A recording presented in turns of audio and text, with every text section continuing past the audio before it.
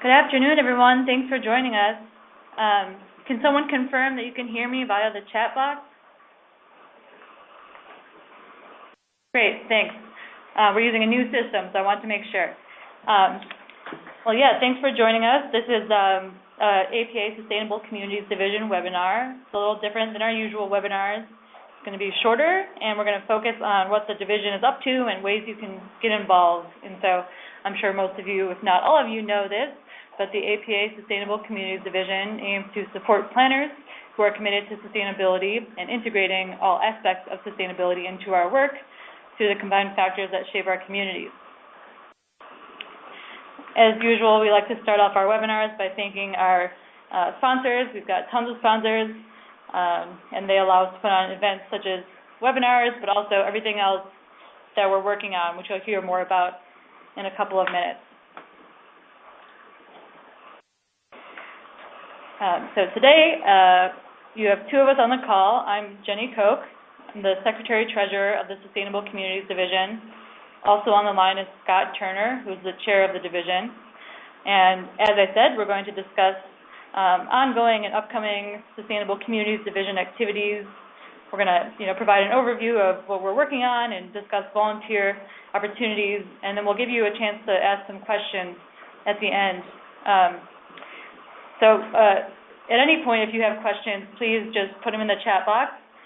Due to the number of people online, we're not going to open up the phone, so I think that could get kind of hectic. But please, any questions that you have, put them in the chat box. If we don't get to them during the call, we'll send out answers to everyone. You should also receive a survey once we close the webinar, and it'll give you a chance to send us an email and let us know if you want to be involved, how you'd like to be involved. But you can also send just an email to our Gmail address, which will be on the last slide, and we'd love to talk with anyone.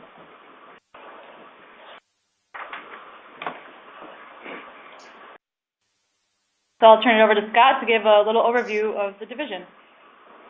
Hey, thanks, Jenny. I want to thank everybody for joining us in the middle of the day. I know you're all probably hard at work and have a lot of different ways you could be spending your time. So we're thankful that you decided to choose this webinar to spend half an hour or so just talking about the division and also talking about ways that folks can get involved. Just to give a brief overview of the division, we'd like to think that our division is the best division within APA. Many of you have probably think that, or are probably members of other divisions, but there are a lot of things about our division that makes us special. We're one of the youngest. In fact, we're the second youngest division. We've been around for 3 years, and everything that we've done up until this point has been well received, and we think has been extremely successful and has contributed to the success of the division. To the point that we're one of the fastest growing divisions of APA. Over the last year, we've grown roughly somewhere between 15 and 20%. Our membership now is up around 557, and it fluctuates from month to month depending on who signs up and when their APA membership expires and when they choose to renew. But we've been around the 550 mark for a little while. Right now, we are currently the 6th largest division within APA. There are 20 divisions, and there's been some consolidation over the last couple of years, as well as one additional new division, the Hazard Mitigation Division, which we think there are opportunities to really closely align with that group as they focus on things like climate change, sustainability, hazard mitigation, and disaster recovery. As I described, we've been very successful. We've had, in fact, last year we won 2 awards from division councils. One was for our bi-monthly e-bulletin, which you should all receive. And one of the things about that is it's just chock full of good information, good news feeds, just good information about things that are going on related to our division's mission.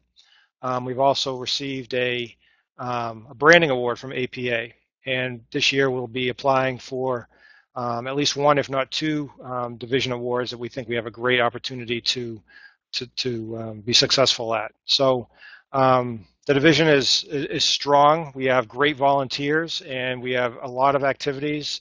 probably more so than most of the other divisions, and the reason for that is because we have great volunteers.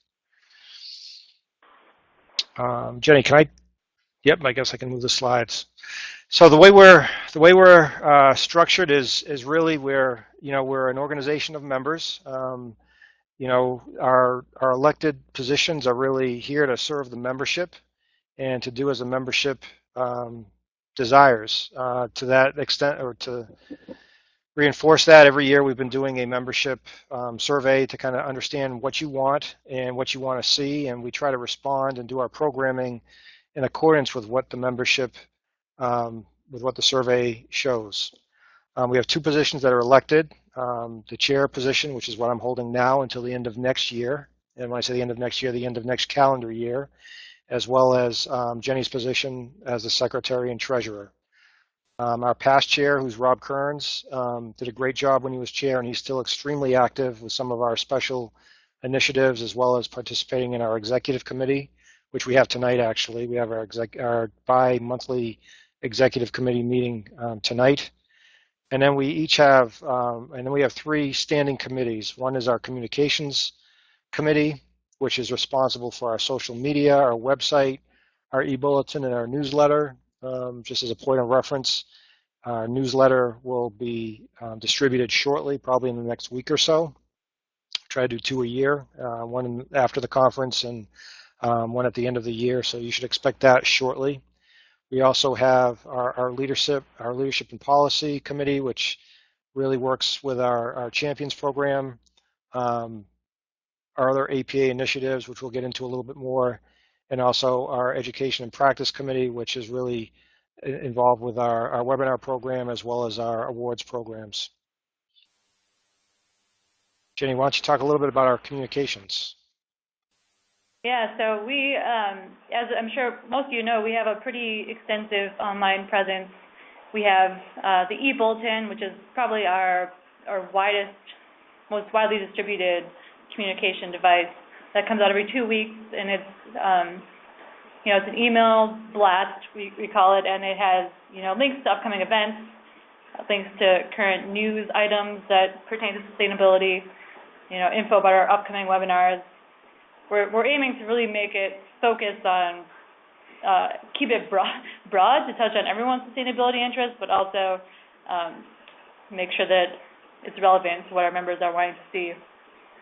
We also have the newsletter, as Scott mentioned, that comes out about twice a year, and that's also distributed via email, but that's only for the members of the division. Anyone can sign up to receive the e-bulletin. Only the members receive the current newsletter, and you have to, as you know, log into the APA website and download that.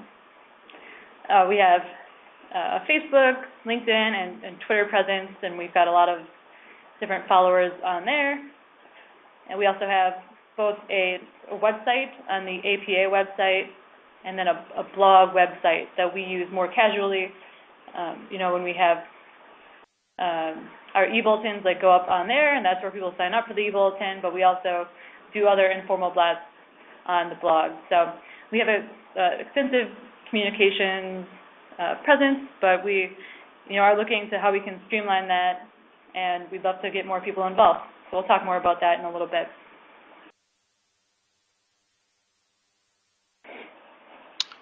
With regards to some of our initiatives and projects, we have an awful lot of things that are going on, and again, these are all powered by members of the division and our executive committee and folks who are not necessarily involved as much as the executive committee, but still kind of get involved in what ways that they think are appropriate for them.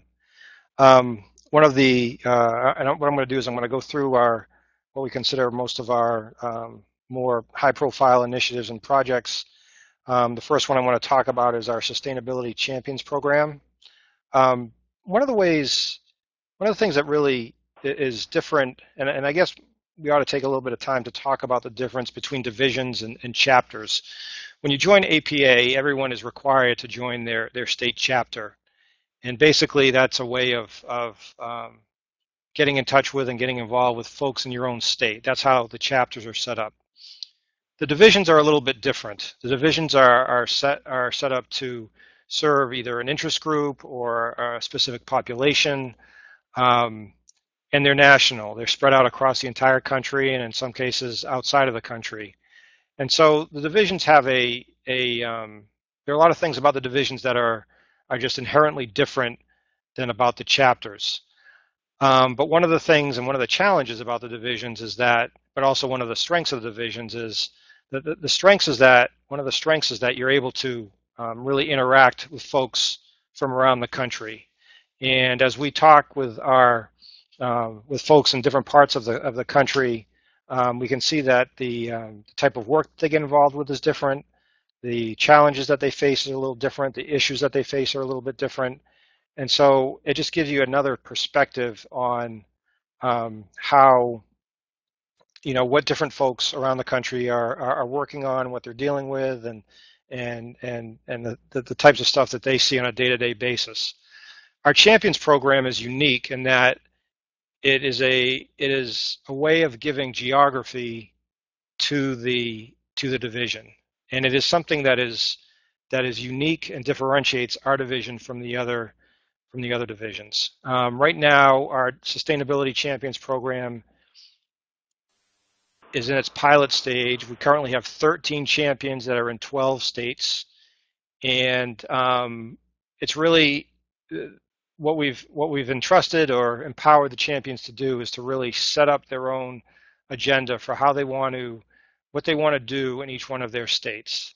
The whole goal is to kind of bring the division down to more of the state level and to try to organize events, efforts related to the mission of the division on a more local level. And I think it's really a great way for folks who have an interest in sustainability, who are close to our mission, to really connect with other individuals. Because, as I said, because we're spread out all over the country. It's the day-to-day or the face-to-face interaction. It doesn't really exist on the national level, except when we meet at the national conference. But in our opinion, the Champions program is really the way to grow the division and to provide a lot more value to our members. And so one of the things that we're proposing over the next year is to grow this effort, this initiative out of its pilot stage, and see if we can develop a more vibrant and a much larger champions program. And that's something that we're grappling now with. If ideally we would have a champion in each of the 50 states, and trying to organize 50 individuals or 50 champions or sets of champions has its own inherent challenges. So we will be that's something we'll be grappling with and trying to address over the next year or so. One of the things that we do, or another thing that we do that distinguishes us from some of the other divisions, is our awards for excellence in sustainability. We are entering our third round of awards. And that's something that the last 2 years we presented at the national conference. We're working on that now, and soon we will issue the call for applications for awards for excellence in sustainability. And so you can look for that notice in the e-bulletin. And I know that I believe there's going to be something coming out in the newsletter shortly. We're also going to be running a student essay contest. This is something to engage our young planners with. And so we're going to offer a modest stipend for folks who are successful within our essay contest. It's a pretty wide open contest in terms of content, but that's something that we're going to start working with. And again, that will be presented at the conference in April. The webinar program, Jenny's been doing a great job with the webinar program. And that's something we want to continue. It's something that came directly from the member survey, and it's something that we're going to continue. We're not quite going to do one per month, but it's something that we're going to shoot for maybe 6 to 8 a year, depending on the amount of interest that we have from our members, or the amount of the amount of topics we can cover. And so this is something that this is something that's unique to our division. I don't know of any other divisions that offer AICP credit for webinars, but it's a great way to get your credits if you're AICP and need to get your credits every 2 years. The last two items are really things that are initiatives that have come from APA themselves and are endorsed by APA either through Division Council or from APA National. Both of these efforts are led by Rob Kearns, our former chair.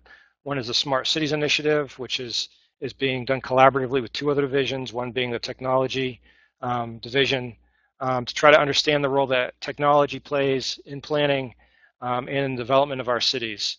And so this is something that we've been asked to lead.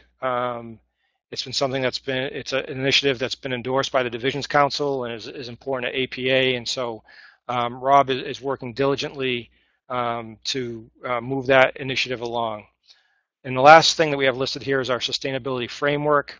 Originally, this was described as a sustainability policy guide, and drafts have been issued and open for comment. We had a facilitated discussion last year at the conference to gain feedback on what was then considered a policy guide.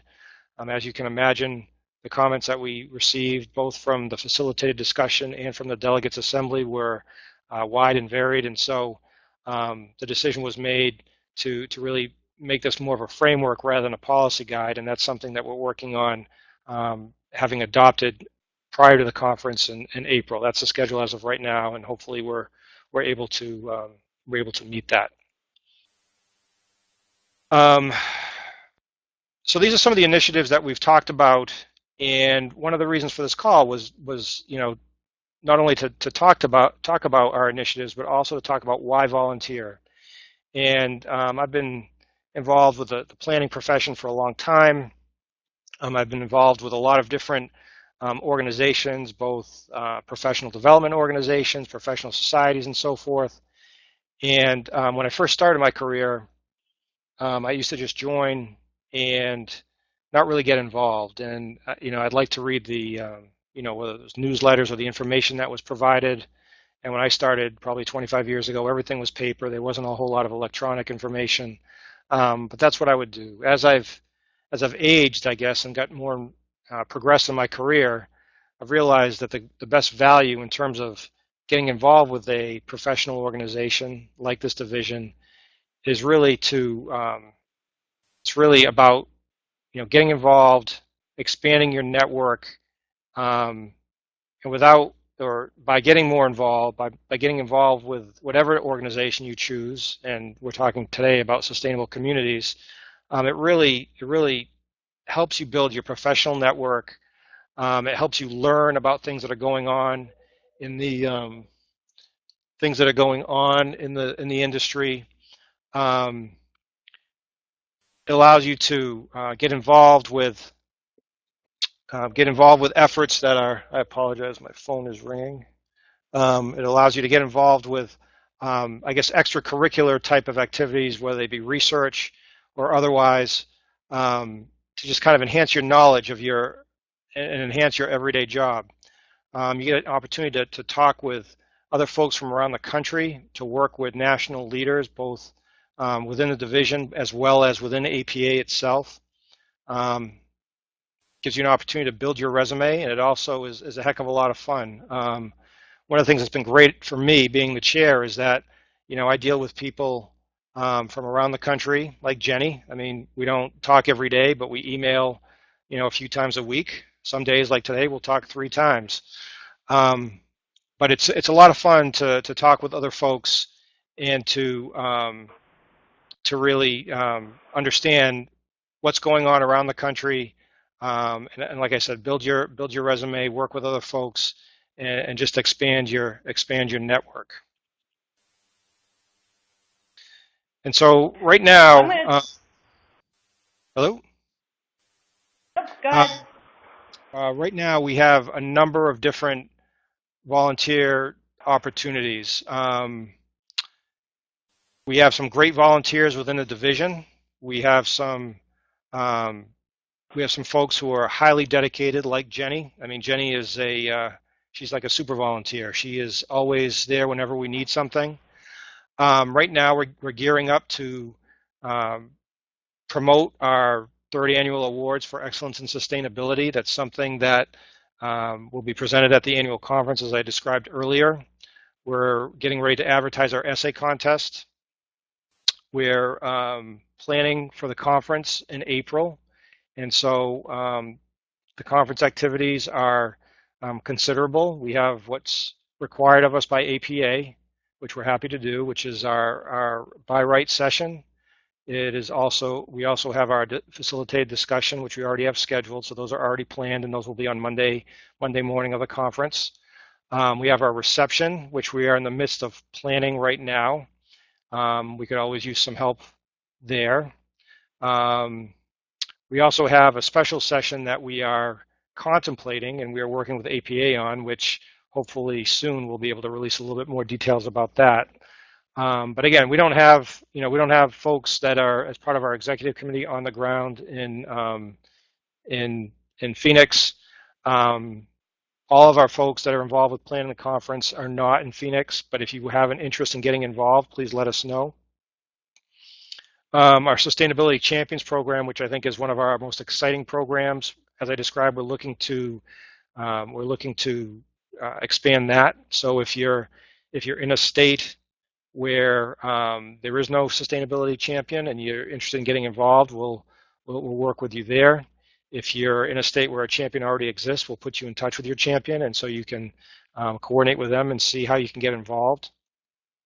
In terms of our website, we just had somebody volunteer to help with our website, which we're very thankful for, but maintaining the website is an awfully big job, and so if there's anybody out there who has some interest and some inclination to help with the website, both maintaining it, or if you have some content that you want to deliver, that'd be great. The same for our blog or our newsletter or e-bulletin. I saw that Stephanie's on the call. Stephanie does our e-bulletin every 2 weeks, and she does a great job. And for the most part, she finds content, but a lot of times she's looking for a little bit more. So if you have some ideas or some information that you want to share, we're all for it. And then lastly, this last bullet is about other ideas. And one of the things that's, I guess, unique about being a chair is that a lot of times we're approached about doing more things, having more involvement. And we would love to do more with the division if we had more people that were willing to get involved. And so one of the things that happens when someone comes to me with a great idea, I say, that's great. How can we make it happen? We have some folks who come to us with a great idea and they carry it through. Others they have a great idea and they want to be peripherally involved. But if there's something that you're passionate about, if there's something that you want to move forward and you think it's consistent with the division's mission, we're all for it. And we're all for talking about it and listening and trying to move it forward in a way that is, works with the rest of our division initiatives. So this is really a call for volunteers to kind of help grow the division a little bit more. And we're happy to engage you in any of those discussions, or if you have one of the other initiatives that we're involved with that you want to become more involved with, we're all for that as well. I think that's about it. Jenny, right? You want to wrap it up? Yeah, well, we have a couple of questions, but please do submit them in the chat box if you have them. They won't show up to everyone. They'll just come to me in case you're wondering why you haven't seen any. But we have a couple questions about the sustainability champions, and I don't know that we can answer them directly right now, but we'll get more information. One of them is, how can we connect with our state sustainability champion? And then another one is, what states currently have sustainability champions? So I don't think we currently have anything out on the website, but we have on the blog site, we have a page dedicated to the sustainability champions. It has not been updated in a while. So I think maybe, and Scott, correct me if I'm wrong, but I think we should be able to get a list of the states up on there along with a contact email shortly. Yeah, so just so everyone knows, we have a champion in California, Nevada, Colorado, Missouri. We have 2 in Illinois, 1 in Kentucky, 1 in Tennessee, 1 in New York, one in Delaware, one in Georgia, one in Texas, and one in Massachusetts. And so the amount of, as I described, the amount of activity related to this program, the Champions program, is really contingent upon those champions and how much they can handle. So I understand that we all have our full-time jobs, we have our families, we have our other commitments, whether they be family or otherwise. But these are the folks who have stepped up and said, okay, I want to move this along. That this is important work. But they're all, everybody has limited capacity. So if anybody wants to reach out to any of those, we will definitely put up their information on the website. And I don't know if there's a way that we can get a list of everybody that's on here, Jenny, or not. I mean, that's something we could email around too, or you can email me at the email that's here, apasd@gmail.com. That's forwarded directly to my desk, so I do my best to try to respond to those emails as promptly as I can. So if you want that information, just reach out to me. Well, let me know if you have any other questions, but just as a quick wrap up, as I've mentioned, we have the website, the blog, LinkedIn, Facebook, Twitter, etc. So please, feel free to connect with us on there. If you have ideas for ways you'd like to get involved, you can share them on those websites or that social media, or you can send it to our email. We use LinkedIn right now to get a lot of information for the e-bulletin, and so if you have a link or something small you want to share, you can always post it on there and we'll see it, and we might include that in with our newsletter and our e-bulletin. But otherwise, we'd love to hear from you. We'll have a survey that should pop up after this webinar is done, so you can connect with us using that form. Otherwise, if you are interested in volunteering, or if you have questions about volunteering or about the division in general, just feel free to email Scott at that apascd@gmail.com, and we'll get back to you. Anything else, Scott, to wrap up? We have not received any other questions, so I think we're all set. Yeah, I just want to thank everybody for their time. I just got an email now, so that's great. I want to thank everybody for their time. I hope that you consider getting involved with the division. Personally, I always say we want to be the biggest division in APA, so we have a little bit ways to go in terms of our membership. But I think the way to kind of grow the division and do more and more better work is really to get more folks involved. So I hope you consider doing that, and I hope to see you all. If I don't hear from you shortly, I hope to see you all in Phoenix in early April. Thanks. Thanks, everyone.